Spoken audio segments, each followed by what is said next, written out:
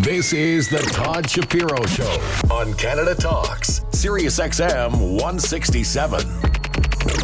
Silas Garrison, do we find from healthspace.com, HealthSpace, cloud-based systems, government contracts, health departments, keeping them in check. Did we finally get in touch with you? Are you there?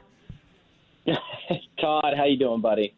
My goodness, I like the sign of a busy CEO. A little backstory here. A lot of people don't know. We've tried to been booking you, and you're kind of meeting after meeting. You sadly and very respectfully say, give us the appropriate notice and cancel.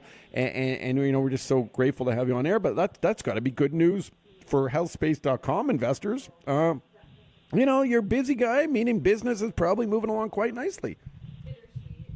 Business is moving along quite nicely. I've been, very busy, but basking in the success that we're experiencing. And, a lot of the stuff in terms of sales growth it's really been explosive. We're seeing tremendous feedback from our target audience, the government sector we sell into. Very good stuff. When do you guys do your next sort of quarterly reporting? So that should be coming up sometime towards closer to the end of the year, since we're rounding out summer, and we just did a quarterly filing not too long ago. So we usually have about a month of time frame where we have to release it within. So I don't have the exact date, obviously, but. And pleased with revenues and sales growth and stuff in the pipeline. That's continued to progress. Yeah, our sales pipeline has been extremely impressive. I mean, over the past, 3 months alone, we have probably doubled what was the sales pipeline over the past, 9 months of effort. We are, I told another shareholder recently that we're kind of batting 1,000 right now in terms of getting commitments from customers. So when we call on them and we're able to get a demo, so they turn into like a really warm lead. There's not been one person who says, no, I don't think I need that, or maybe let me think about it. They're always just wowed by the product that we're offering, and they're just like, yeah, let's move into some sort of contracting phase. So our sales, go ahead. Oh, sorry to interrupt, Silas. Yeah, go ahead. No, I was just going to say, I try to keep my sales team a little bit grounded. I'm like, batting 1,000 is never like a sustainable average. So like, you're going to get a no at some point in time, but we're not hearing no's right now. Yeah, let's just hope that doesn't happen to Bo Bichette of the Blue Jays. He's the only thing we got that makes worth going down to a Blue Jay game these days. He's basically batting 1,000, it feels like. Anyway, so Silas, what is that? Explain, because, maybe there's listeners or even government, employees listening to our show right now. What is it that, when you say that, what is it that would be batting 1,000? What is the sales pitch? Explain, and, we've talked time and time again, but when you go in and meet with a client and trying to get them to do the demo, how does that go? What's that approach? What are you selling? Yeah, these government agencies, that we sell to, these environmental health agencies, protecting food service and hospitality, these government agencies have an enormous amount of data collection. Their jobs are very difficult. They're very labor oriented and time intensive. And so our software, quite frankly, saves them a lot of time. It makes their jobs easier. It makes it more efficient. And the other thing is that it creates transparency within an organization, within a government agency. So depending on what software system they're using today, or if they're using one at all, they probably have little access in terms of real-time communication to really important, pieces of information, such as like a foodborne illness outbreak or something like that, where people are getting sick actively at a set of restaurants. And the other thing about it is, state and local governments, municipalities across both Canada and the U.S., they all have varying regulatory laws that they have to adapt to on a very rapid basis.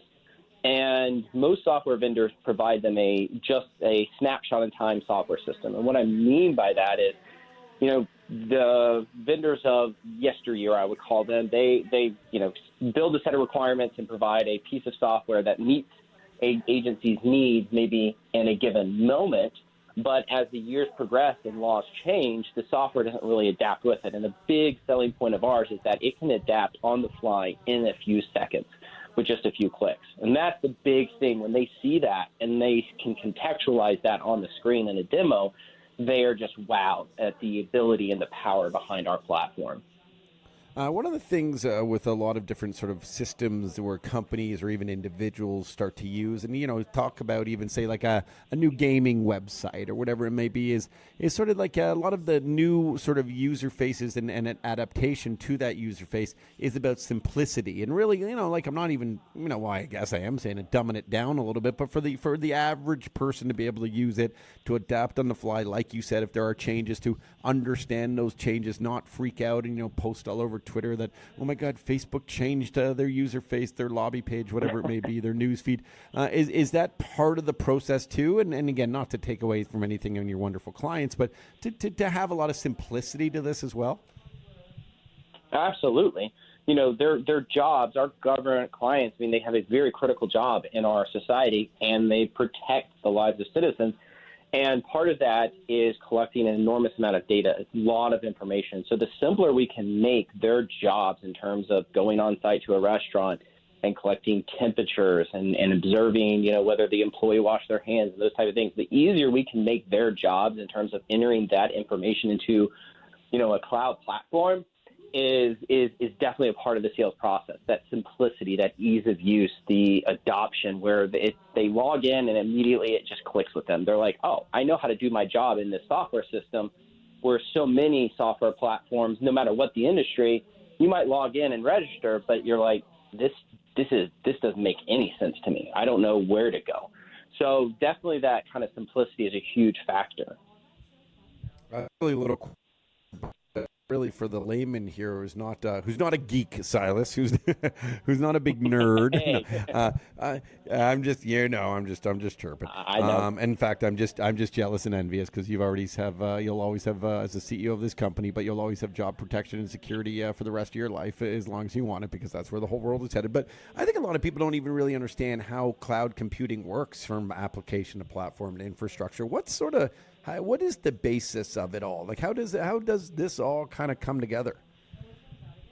Yeah, it's interesting because the word cloud, mystifies certain people, or they kind of look at it as the man behind the curtain. They don't really quite understand it. I mean, in simplistic terms, the cloud is really the internet. It is the ability to store a piece of information, whether that be like a file or a bunch of text. It's the ability to store information on a computer that doesn't sit right in front of you physically. Like, it's not your PC, your laptop sitting, on your desk.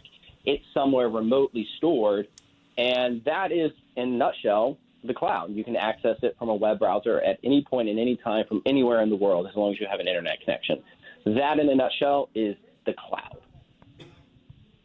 I don't think I realized that. I think people always just assumed it was stored in someone else's data, like big server, and that you're right, they do control you and they can always find it, and that's a big part of it though. And we've talked about this in the past, is protecting this data as well, right? Absolutely, because one of the things that the government is big on, rightfully so, is data protection.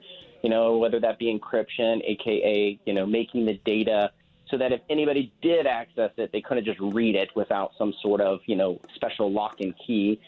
And then the other is just making sure that nobody who shouldn't have access to the information gets access. So there's a lot of security, a lot of data protection, and it's very, very important in this day and age because, weirdly enough, people will try to hack just about anything and try to get their hands on information, even if it can't benefit them, just almost for kicks and giggles.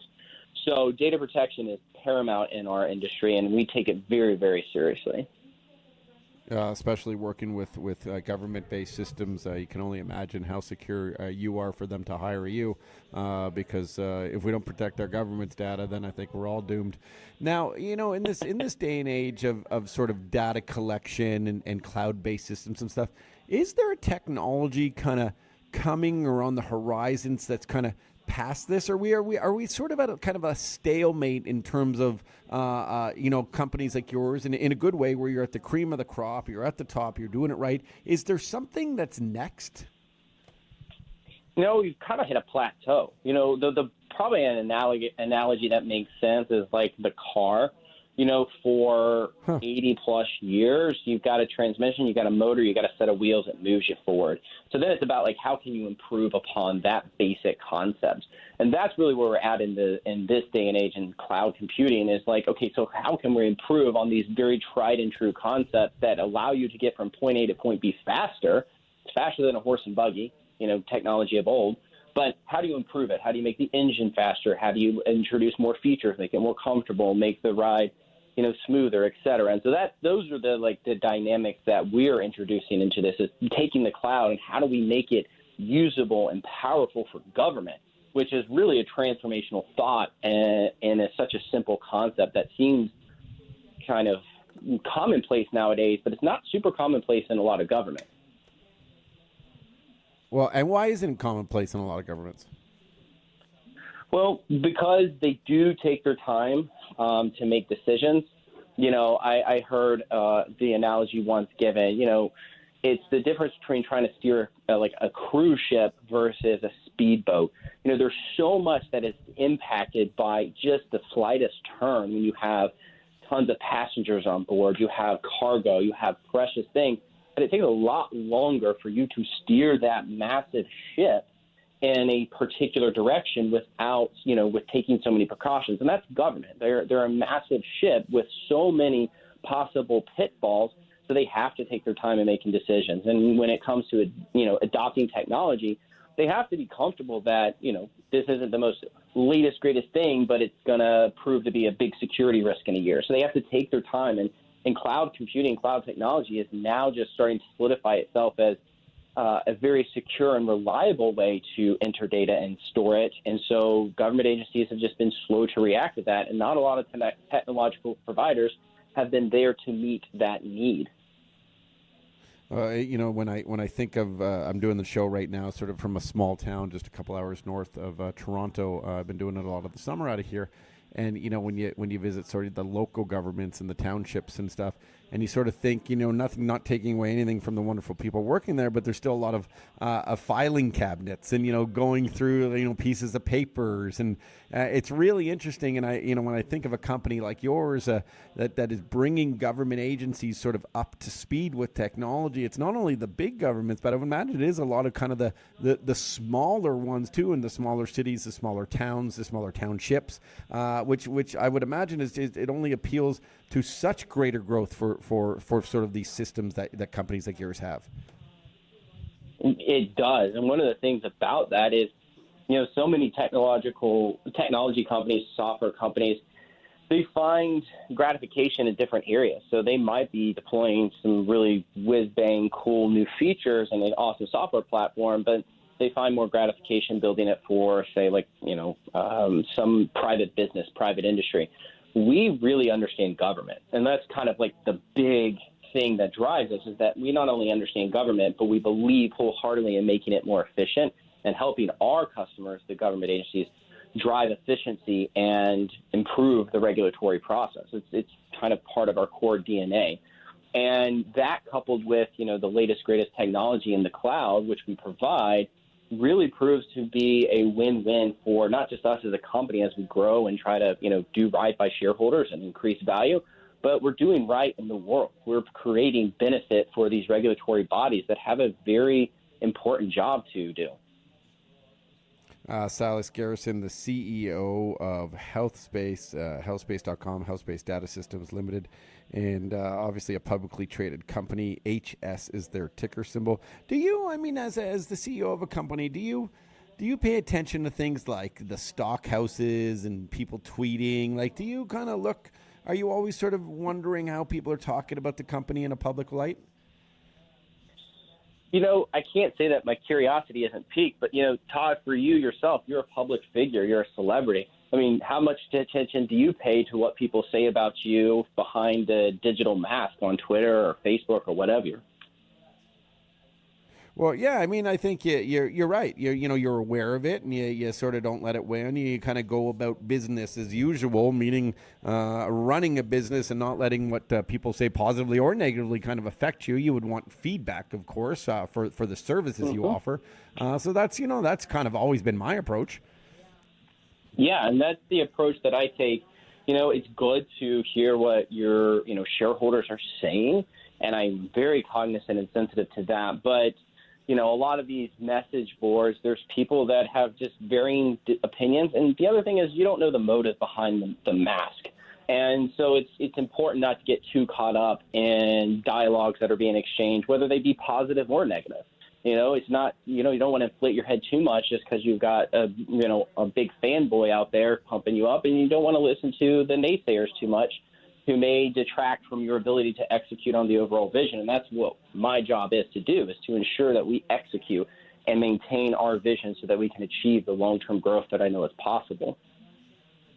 In the tech space, Silas, obviously coming from a coding and programming background and someone understanding really everything that there is to know with the internet, computers, etc. What are sort of some of the sites or cool, magazines or figures within the space that you would recommend for people to learn from that are good personalities? Are there some recommendations there that we could learn from? There's such a plethora out there.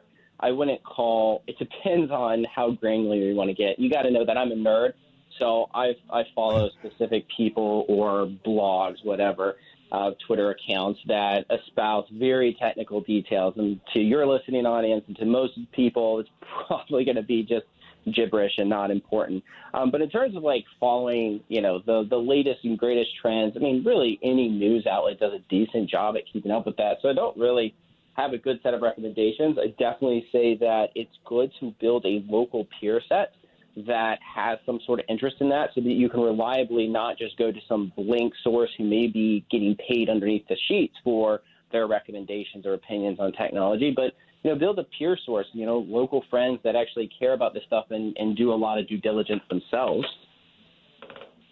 Well, where are ways that within technology, and maybe it's even with voting or whatever it might be, that sort of America could improve? Is there, other than what your company's doing, reconciling so well and stuff, but is there things that we're like, are we putting too much, Silas, are we putting too much effort into things that aren't important, which is social media, what the Kardashian bathroom looks like, or, how many Yeezys Kanye is releasing next?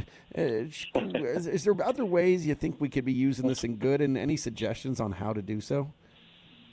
Oh, for sure. There's definitely a lot of ways, and to begin to listen would be endless. I personally am not a big fan of social media. On a side note, I think that there's a lot more negatives that come with the constant attention and gravitating towards nonsense, as I would put it, than there is benefits in terms of, keeping up with, your children off at college or your grandkids or whatever. Seeing those posts are fine, but outside of utilizing it for just social media, there are an immense amount of ways, and that's really our core focus is providing real world value for people that are doing jobs that matter, government agencies, but also providing tools for the businesses that they regulate. So myhealthdepartment.com, one of the new products and platforms that we're introducing, is this digital bridge to create a lot of efficiencies in the ecosystem when it comes to how government regulates, who do they regulate, and how can, a recipient of the regulation, aka a business owner, a small business owner, benefit from a government agency being on the cloud, having a revolutionary platform. So we're working on providing tools for both ends of the spectrum so that, we are utilizing this technology in a responsible and profound way that has a positive impact on the world. Silas Garrison, always love your knowledge. My last question from healthspace.com, and veering away from it a little bit now, is what's your favorite video game of the moment? What are you digging? So, been on a really long term, and I mean 2 years now, Fortnite kick. So I have a core group of buddies that I, every once in a while, maybe a couple times a month, depending on my schedule and their schedule, we just catch up, chit-chatting over Xbox and playing Fortnite. So that's kind of my game of choice right now. But I find video gaming, I've always been a pretty decent gamer. Always FPS, first-person shooters and things like that. But I love the social component. So that's another, added benefit of the internet is that you can not just play this in your basement alone at home, but you can actually play online and chit-chat with your friends, joke around, and have a social component to a very fun gaming element. I love it, man. Yeah, it is sort of it's like you're talking on the phone, but being active and doing something for fun at the same time. I think it's brilliant, man. Again, I think you had such a great element to this program in the tech space, something that we could always use help in. Thank you so much for explaining it all, really, as we always do in these catch-ups. Not only the great updates within healthspace.com and HealthSpace Data Systems, thank you so much for those updates, and congrats as the company continues to grow. But just in general, on a social and fun level, man, let's catch up in a few weeks there, and good luck on your future meetings and closing all those great sales in the pipeline. Thanks, Todd. It's always great chatting with you, bud. Cheers. Silas Garrison, everyone. HS is their ticker symbol. Take a strong look at it. Again, I can't give financial advice. Do your due diligence, and I personally do think it's a good buy, though, but what do I know? I'm not allowed saying anything to tell you what to do. You just go and maybe you do it or maybe you don't. But give me some feedback if you do or even if you don't. This is the Todd Shapiro Show on Canada Talks, SiriusXM 167.